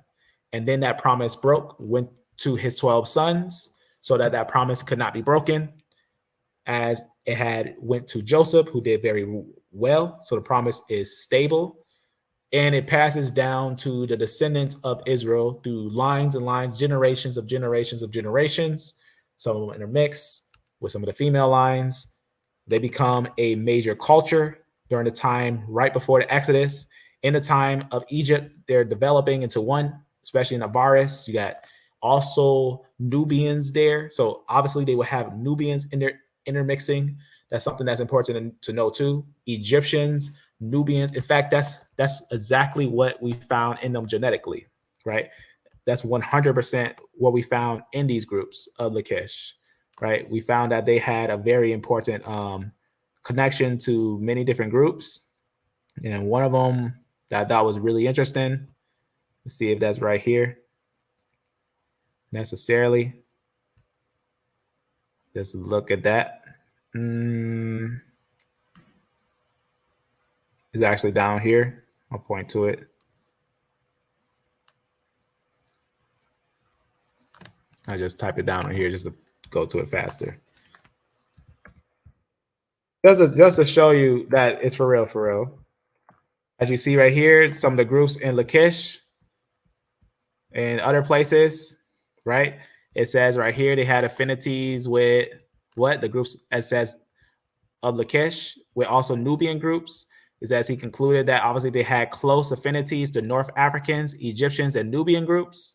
So that's important. That's why we know that the Israelites, especially in Lachish, right? Iron Age Lachish, where the Assyrians went, they have an Egypto-Nubian presence. So a lot of times you look on your autosomal genetics, you might find that you have ties to Egypt or Nubia or North Africa. So that would be highly probable to get a good understanding of that. But also we know that later Israelites, just like how we had found out on this same record, right, that some of them had some ties with small portions of secondary Indo-European, so secondary group. So that's not their primary group. They're not primary Indo-European. So that's important for looking at some of the confusion today of these things, just to get a good understanding of that they're not primary or majority of Indo-European, just to get that understood. But they do have a small mix of that, right? That's why we went over the whole information of these things. right? Obviously, they tell us they have a tie with Egyptian origin. Some places also say that they had tie with the 25th dynasty. Their haplogroups in the 25th dynasty looks like they would tie. So if you see that any groups have ties with the 25th dynasty of Egypt, it would tell us that these would have also ties with that group in a way. Some genetic ties with those groups, right? Just to kind of understand that and see right here, just to see if that's on this thing. Yeah, but we already talked about that earlier. So this got most of those papers, and these are again those sources for the ancient cranial studies of those skulls and their teeth of different Israelites that they have found in the land of Lachish. So Israelites are very rare. I take pride in this find, right? I'm very happy in that we found this because they're extremely rare, extremely rare. So this is very precious to find. Obviously, finding any more of that would be very great. But this is obviously like the Lachish maintains a stronger Egyptian and Phoenician affinity with European and North African affinity secondary. So it's letting us know that that European admixture is going to be secondary, but that's why that Egypto-Nubian is that majority main mixture that we have there. So that's going to be very important for these groups, right? So that they let us know that they're in a mix. Now, I'm talking to these geneticists to get these haplogroups and stuff because so far we know majority of what they would point to. We have no doubt what North African, Egyptian, all those groups will point to. We have no doubt. We also have other Israelite finds that individuals were pointing out, like the ones that got pushed out of the areas of Portugal and went down into areas of Africa. As we know of the Jews, right? The banished Jews that went down, the said Black Portuguese, as they were called, and the Jews of Lingado. They went down in 1492, a little earlier than that, into some areas, and we seen their haplogroup. This is how we also know that they do have those E groups. These could be some of the European affinities, but this would be what we would find as the Israelites. Obviously, those E1B1 groups. So that's important to get a good understanding of that in their female lines that would be there. That's a nice tie with the papers, with other papers that ties with these things. Just to get an understanding of that we're working off of ancient information, real ancient information. And we also know that E1B1A is not as old as many people would think it was in Africa. E1B1A is not old in Africa based on real cultures, right? When I say not old, there's no Neolithic find of E1B1A in Africa. It didn't come out of Africa. It came out of Eurasia, actually, because we found Neolithic groups of it in Eurasia going down into Africa, all right? And also it's ancient family ties to Natufians and stuff like that. We got different individuals that have ties with Natufians. A lot of different individuals that have ties with Natufians. I got a brother that we talking to in Discord right now that he just showed me that he had ties with Natufians, as Natufians had interesting female lines and everything. But he actually would be of a J2 group. But his female line is also of a J group, but the J females hang out with Natufians. Obviously, Natufian men had E1B1. That's something that's also important to know. But they also had those quote unquote Eurasian females. So that's something that's interesting to know. So some people have some intermixing like they would not believe. So that's something that is important. So that's why we wanted to show this, of that interesting intermixing of those groups that were in 700 BC. So that's very important, of those one in Lachish. That's no doubt Israelites, right? That's no doubt Israelites. That's in fact Jews. That's not just Israelites. That's Jews. That's Jews that we found in Lachish. Jews, right? Just to get a good understanding of that, of these things. But that's why we go over these things very carefully. Who are the Alpha tribe in Cameroon? I've done African ancestry DNA. I'm curious. I have a group is L3D. That's very interesting. L3 is a line that we do believe have ties to the earliest Israelite lineages, so that makes sense. Mafa tribe. I'll see if I have it on this thing real fast. If not, I'll show you another time. but it's probably spelled a different way. Maybe it's not spelled like that. But any tribe that's in Africa today, most of them are modern. So whenever you see whenever you like, if you get a genetic test and it tells you you're in such and such and such and such tribe, no doubt those tribes are modern. Almost every tribe in Africa today has been replaced. Almost every single one. That's important to know. By the Bronze Age, there was a Bronze Age, Iron Age. Africa had massive replacements. So almost every tribe that you'll find down there is post Bronze Age. So whatever tribe is connected to is most likely post Bronze Age. And especially we know L3. It actually started in Tel Halula, Syria, going down into a lot of different places. A lot of different places. So that's interesting in itself. But just important to know, indeed, with those things. So I'm gonna do a quick summary on these things, as I had some other notes just in case we had to go over some other things. But I'm thinking this is a nice start for some things. In fact, let me just open up one more thing. So you see how on this list of these Israelites, let me just pull this down one more time. On this little list here. You can see these little Israelite lineages. It also has L3 here, right here. So that's going to be L3, L1 as well there, and L2 for these groups that were considered Israelites. And also you have your E1, B1s and some R groups there. Now, interesting about E1, B1 and R groups, I want to show something real fast that I think is kind of interesting and not usually talked about. I'm going to do a live a little later, but still building up from the Iron Age of the Middle Age of some of the Israelites that were pushed out by the rise of Islam. So Islam, when Muhammad rose, he killed a lot of Jews and fought a lot of Jews. And a lot of those Jews end up being pushed into Africa, into other places. One of the major places they go into is Abyssinia and Egypt. Abyssinia and Egypt, and some of the ones that go into India, like the cities and stuff like that. We're going to get a good understanding of a movement of ancient Israelites in the Middle Age in Arabia. So I'm going to just show a little piece of that while this little note open up. I don't know why my notes taking so long to open, because I pre-opened these and everything, but for some reason they want to reload and everything. Let it open up real fast. There you go. Let this one open up just to show this this paper, because remember I was just showing those E1As and that, so the E1B1, so the E1B1 lines, E1B1 and some R groups are interesting, because when you think about these groups, these E groups, it's interesting when you start to note what groups they kind of move and migrate with, which is interesting to note for their origins, for where they come from and where they go. But let me see if this thing opens up real fast. Make sure nothing else slowing it down. It's going to open up in a second. There go in a second. That should pop open. And then I'm going to show something of that.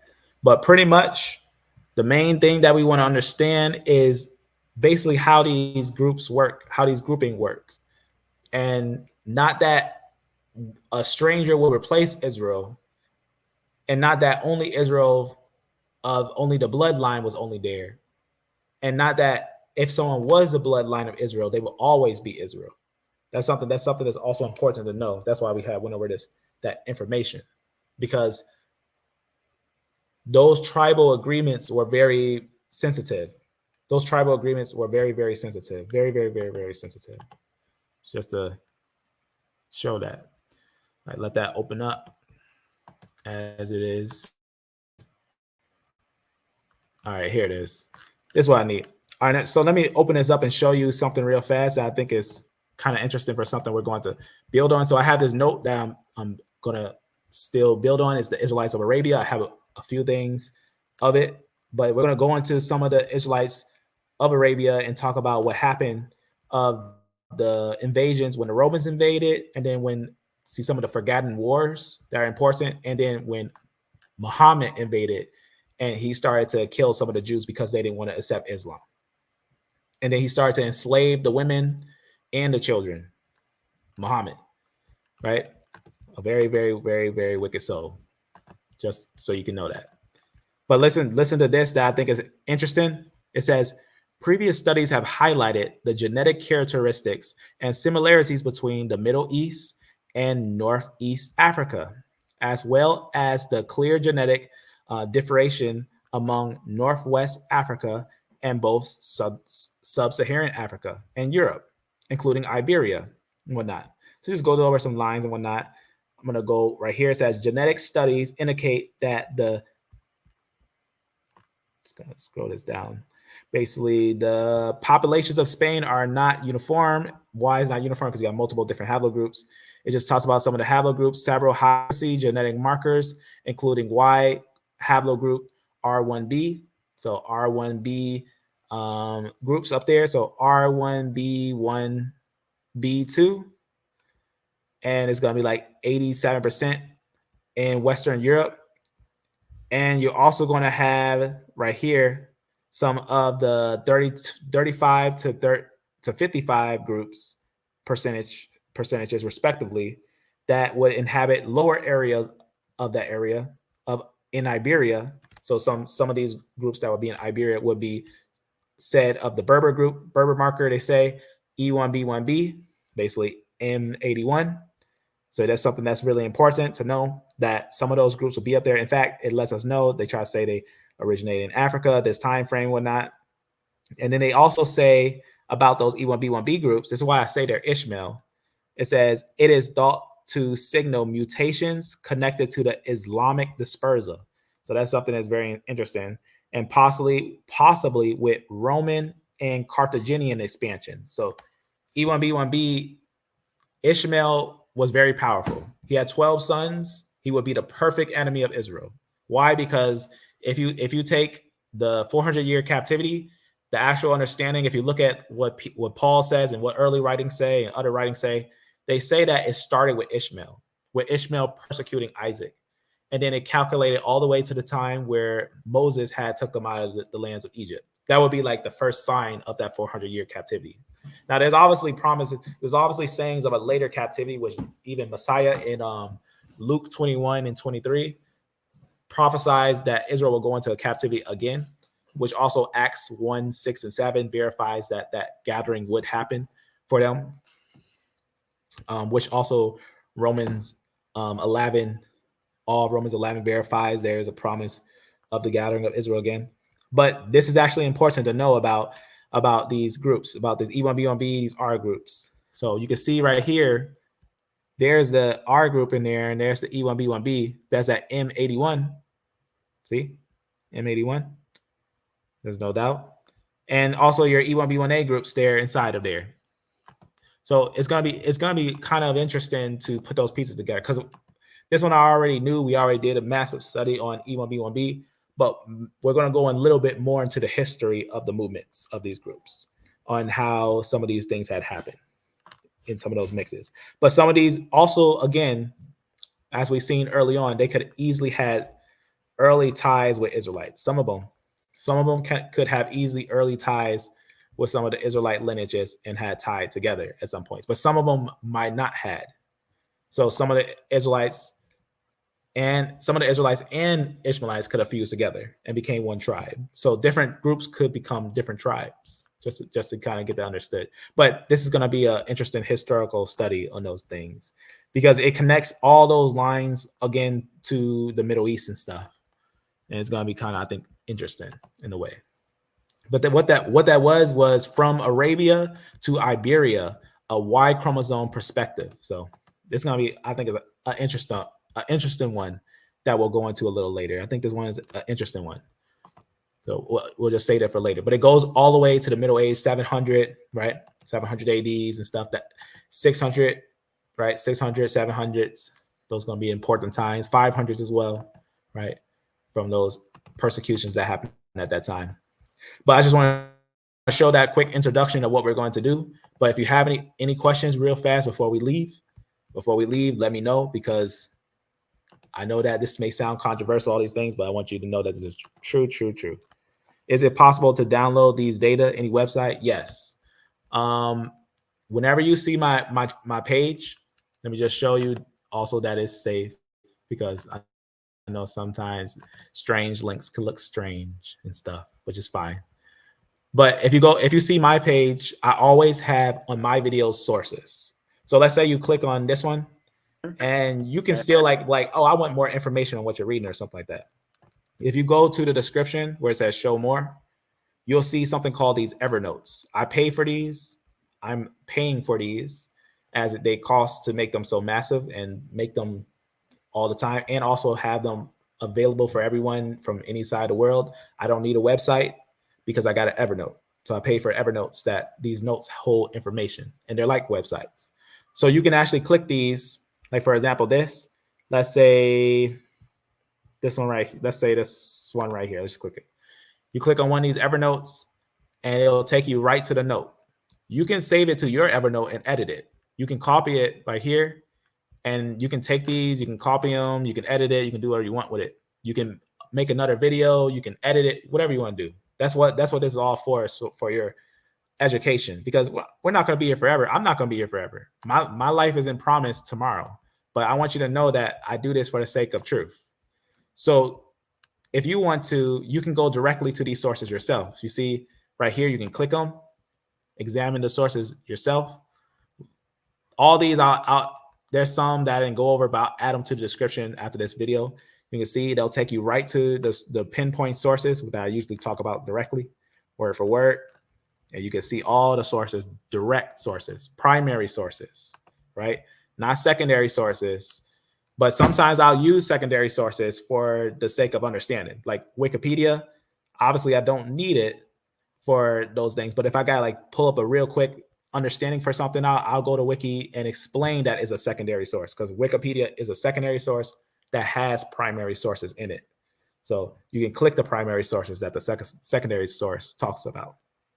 But like, for example, with this one, this was an interesting paper that actually told us to be careful not to call Canaanites and a lot of different groups around the area Israelites, because they were telling us that we didn't find much Israelites. As it says, they found a lot of groups that were related to non-Israelite populations: Phoenicians, Sea peoples, and Canaanites. Phoenicians are Sidonese.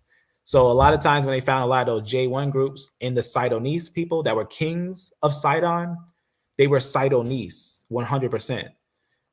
So they found some J groups in the areas of Sidon, like 16 BC, 15 BC, around there. That was no doubt they were Sidonese. They were Sidonese people. They were non-Israelite populations: Phoenicians, Sea people, and Canaanites. So this was a nice, valuable one, though, to tell us the difference between those cultures. But this is another one, too, that has a direct source of information. So you can see this is going to be, again, primary sources. So you can see into these things, talk about, obviously, the groups in Israel and everything. But that's where you can find them. So right in the description, you can do whatever you want with these notes, with the information. Just be truthful. That's all that I require is for the spreading of the information. You can probably make it better. I'm doing everything live. I can sit down, make an animation. I know how to animate. If you've seen my animations, I make animations too. But I haven't made an animation in a minute because I've been focusing on giving this truth for the time being. So that's what you'll see is these Evernotes. You can download them, save them, share them. You don't have to mention me. You don't have to say, "Oh, I got this from Lion Farm. Please go to Lion Farm original source." All that. You don't have to. You don't have to do all that, because at the end of the day, truth is truth, and it's supposed to be free. This truth shouldn't be hidden. This stuff shouldn't be hidden. You know what I'm saying? So that's why a lot of this stuff that I'm bringing forth is just stuff that they kind of set aside, but the sources are available. They are available. Some stuff will be more shocking than others, but that's what those are. Those Evernotes. Amen. That's interesting. Amen. I like that. L2 mtDNA and EP252. I think that's a M2 group. You're definitely in my category, Israelites. So I would see that as an Israelite. So DE makes Shem, right? Shem groups. So CT, I believe CT and BT splits. Those will be the lines of Noah. That's a Noah split. and the previous lines before Noah. Because remember, Noah is not just the start of the family. He comes from Adam. So genetic Adam, we do got genetic Adam. But the three sons would be DE, CF, and A and B groups. So very important. Those are going to be the main families of Ham, Shem, and Japheth. But underneath their E group is going to be some of the Semitic groups, and that's what we find with these groups right here. That's why I find these E groups very interesting to study in history, because they connect to the ancient Semitic groups. When you trace them to their ancient ties, homelands, stuff like that. So that's what I would say based on multitudes of information, multitudes of information, right? Even L3's homeland and other groups' homeland. See, you can see right here, for example, like there's a lot of stuff that we have that people probably never seen before, like this, some of these L groups that were found in other places of Spain. When we had talked about some of the lines that were found in Spain, like this L1D found in said late Chalcolithic in Iberia, said Spain, right? Very interesting for that one, indeed. But we do have some also information on L2 groups and whatnot, and other groups. But we also got like 500 BC L3 groups in Mongolia, Asia. And we also got some L3 groups in other places that are kind of interesting.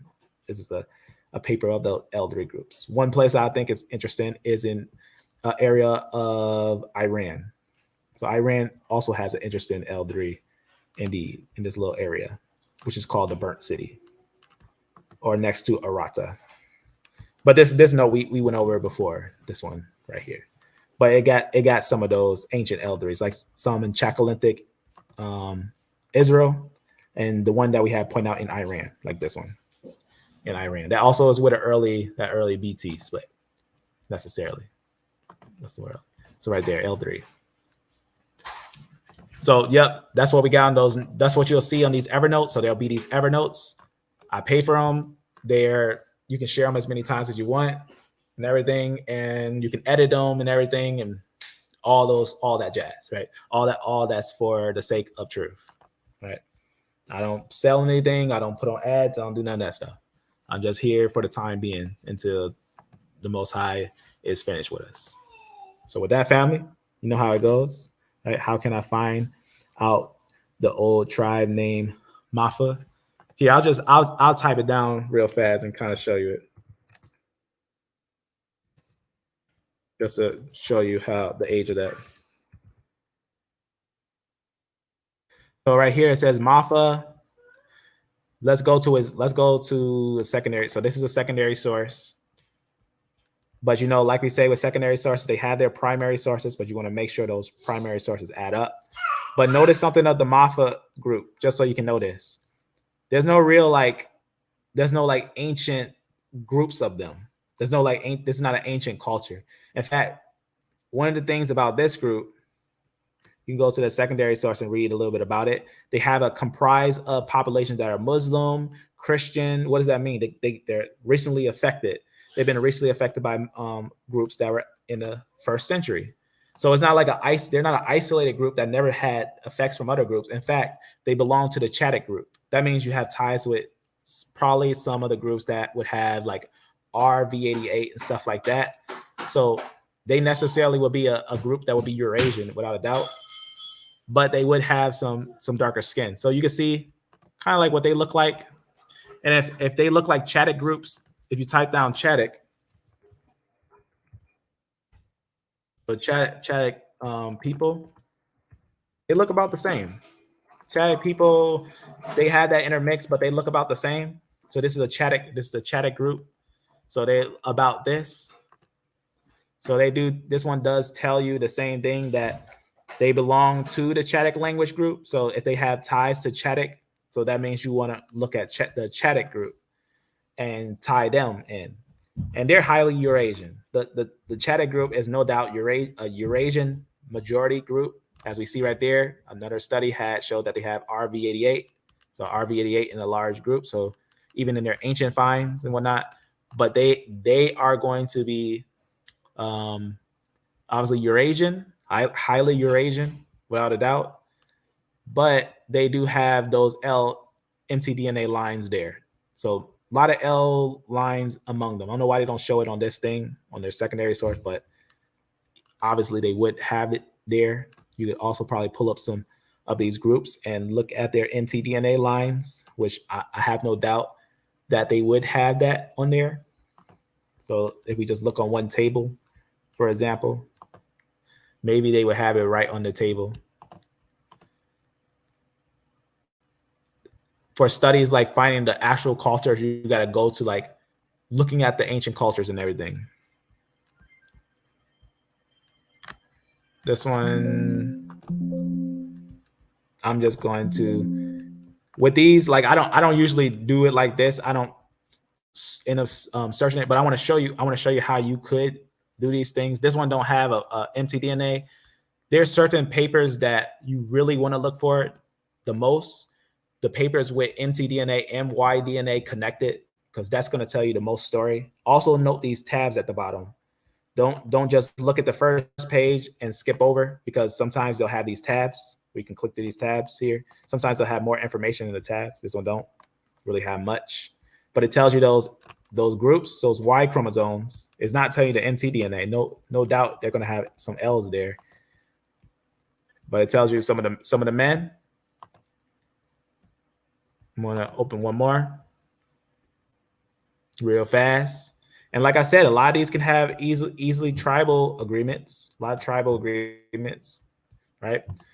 A lot of groups that are in Africa, like I said, a lot of groups are in Africa now. They migrated down there. Here, they also have some E1B1A groups among them, but they also have some Eurasians, some R groups, some J groups, some F groups. So obviously A and B groups, but you want to find the ones with also some mtDNA on there. No doubt, since they have this combination, they would have some of those L DNA down there, but L starts in Eurasia. So even though they try to say it's African, they take the modern groups and decide it by SNPs, which is not really looking at an ancient culture. Ancient cultures will tell you really who was there a long time ago. So just to get a good group, just to get a good understanding on that group, is that they're a recent group in Africa. They're not an ancient group in Africa. You can say, if you was to call them ancient, necessarily, we wouldn't say that our groups start down there. There's no person in genetics that would tell you our group starts in Africa. There's no professional that would tell you that. Even if they had an ancient migration there, they would never tell you it started there, because R comes from P, which comes from K. And K starts in Eurasia, P starts in Far Asia. And then from that P comes Q and R. So Q is highly Indian, and R is highly Asian, but it dominates some parts of Africa and Europe. R today is highly European. Today is highly European because it dominated a lot of areas of Europe and Africa in ancient times. But it came from Asia. That's important. It came from P and it came from K, which ultimately was from IJK, from areas of Eurasia. But this is where they went. They did go down into areas of Africa. But that just clearly shows that you will be Eurasian, which makes sense, because also we did find some L groups that were with some R groups in Eurasia. So right here, you can see this page right here. This is the corded ware complexity, the complexity of the corded ware culture. This is what this is called. This is from Nature. Corded ware culture complexity uncovered, pretty much talking about some of the groups in said Poland, ancient Poland. Corded ware, so this is old by name. Corded ware. Anyone who studies European history or any history of ancient groups, they know corded ware means old culture. And they obviously have R groups there. So they must have came from Eurasia down into Africa. But notice what else groups they got there. There it is, L groups. So they got that L3 with them. So it makes sense. You know what I'm saying? When you look at the whole picture. Obviously, sometimes those things like that can be kind of hard, kind of complex, but that's why we do these things, so that others can, in a way, learn how to do these things, because they're not impossible to learn. And you don't really need schooling to learn how to read these things. It's like reading a report card. Long as you can, if you know how to read a report card, you can read these things. You just got to know the numbers and also some combinations of things. Sometimes they make it a little harder than others. But a lot of people talk about this one, about the ancient L3s that were actually found outside of Africa. So that's just a tip of the iceberg of what you can connect that line with. All right. Touch on last stuff real fast. Amen. Put the real truth out there, my brother. Amen. That's right. We got to put the real truth out there. That's right. That's right. Amen. I remember you saying that E1B1A had 12 branches. That's right. E1B1A does have 12 branches. Let me put this out there real fast. Why we believe E1B1A is also the Israelites. It's the only branch with 12 branches, 12 sub branches. Here,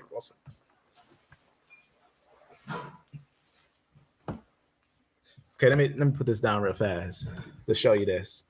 This is why not only is E1B1A not in the Neolithic in Africa, which just shows that it's important ties to the reality of it, but it is the only subgroup out of all the subgroups that has 12 clades. Let me just show you this real fast. Sorry for the background stuff. All right. Watch what it says right here on nature. So this is from nature. I'll show you these two. There's two. You got to have, I always love to have two witnesses. So this was evidence of the said Bantu people. And if you know, I already did a study on it and I showed that E1B1A is only Iron Age in the Bantu. The older Bantu groups are E1B1B and other E groups, but not E1B1A. E1B1A only pops up in the Bantu culture in the Iron Age, right? By facts. So evidence from Y chromosome analysis for a late, exclusively East expansion of the Bantu-speaking people. What they found in some of those papers is this, of some of the groups down there. They said of the possible 17 haplogroups, out of all the haplogroups at that time in 2012, now they got more after 2014, but at the time they got like 20 now, but at that time they had 17. But that's when they got T and all those other stuff when they added more. But at that time when they had 17, 12 were observed in the complete data set with haplogroup E1B1A model. So E1B1A, out of all the haplogroups, had 12 sub-haplogroups. Even another piece of information to that right here. Let me just point to this last thing up here real fast. I think it's this. Let me see. That. All right, so watch what it says here. It says another piece of paper, which is from this. It says parental landscape along the Bright of Beni, testing regional. Testing regional, pretty much some of the West African samples and their Y chromosome markers. Looking at their Y chromosome markers, this is what they found. Upstairs. Chunks coming down. All right. Watch what it says here. It says, according to the phylogeny given in figure 1, 12 chromosomal sub-haplogroups. That means a group from E1B1A, from that V38 son of M2. From M2, he has 12 sons. And remember, these are all recent. All these are recent, but only E1B1A has 12 subgroups. So 12 Y chromosomal subgroups were observed. So that's why we believe it has to be Israel. It's the only group with 12 subgroups, and it also matches with the history. So yes, in the depth of that, yes. I'm glad you said that. Point that out again. I'll point it out again and again. I got it. Thank you, family. Thank you. Amen. So with that, family, I'll quickly summarize this while I can. The Israelite company obviously would have pure Israelites, but they also had a mingled company with them. See the previous video, the playlist. I'll put it at the bottom of the description. We just made a new playlist. But if someone was a stranger, they can, in a way, mix in. And someone who is an Israelite, they can mix out. But they would still have the same father's line, but it'd be a different tribe. And another person can have a different father's line and be that same tribe of Israel because of laws and certain things of the ancient times. So with that, family, if you have any other questions, that's all I got for you for now. May you be blessed. May you be beloved. And Amen, family.